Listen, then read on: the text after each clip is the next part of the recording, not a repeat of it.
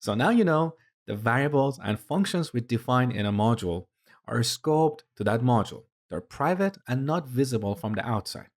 But you might be wondering how Node does this. So let me show you.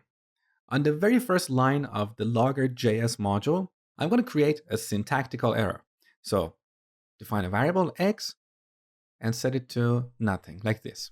So make sure to write this code on the very first line. In other words, if you have a line break here and do this on the second line, you're not going to see what I'm going to show you now. So put this back on the first line. Here we have a syntactical error. Now, back in the terminal, let's run the application again.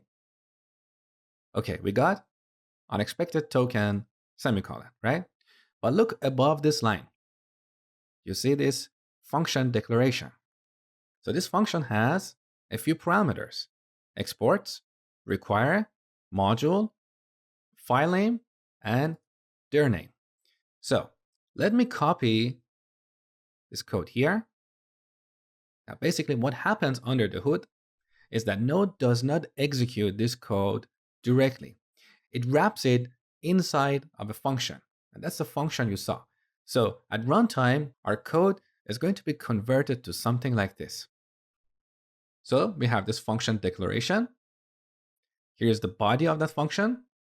Now for now, I'm going to remove this error here. So this is our code. And then we have the end of this function. Now the actual code is slightly more complicated than this, but we don't want to get distracted with that complexity. If you're a more advanced JavaScript developer, you probably know this is an immediately invoked function expression, or IFI. If you don't know that, don't worry, that's not really the scope of Node.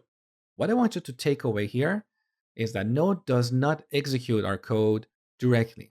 It always wraps the code inside each module in something like this, inside of a function. Now look at these arguments to this function. So you have seen the require function. I told you that this require function appears to be global, but actually it's not global. In fact, it's local to each module. So in every module, require is one of the arguments that is passed to this function. We call this function the module wrapper function. Okay? So you have seen the require function. You have also seen module. That is what we're using here. So we have module.exports.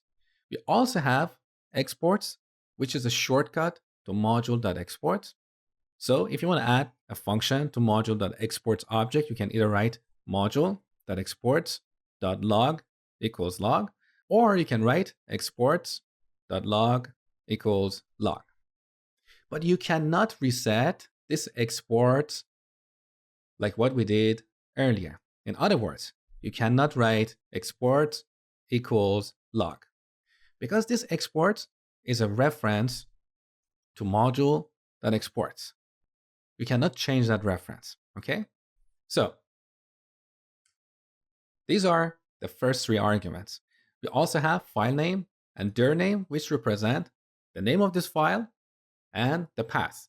So let's have a quick look at these arguments. On the top, I'm going to do a console.log of underline file name and also underline dir name.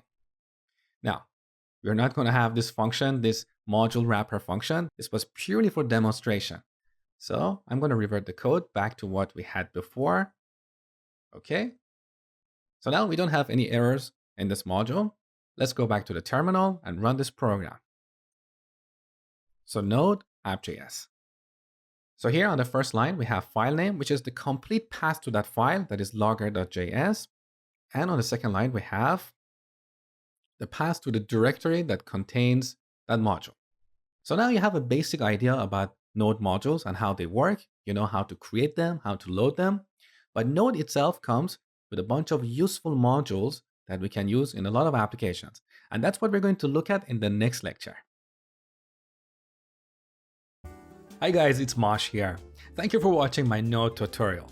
I just wanted to let you know that this video you've been watching is part of my complete Node course where you will learn everything about Node from the basic to the advanced topics. If you're serious about learning Node, I highly recommend you to enroll in my Node course because this is much faster than jumping from one tutorial to another. It saves you time. Plus, you're going to get a lot of exercises that will prepare you for the real world. And also at the end of the course, you'll receive a certificate of completion that you can provide to your current or future employer. So if you want to enroll, click on the link in the video description. I hope to see you in the course.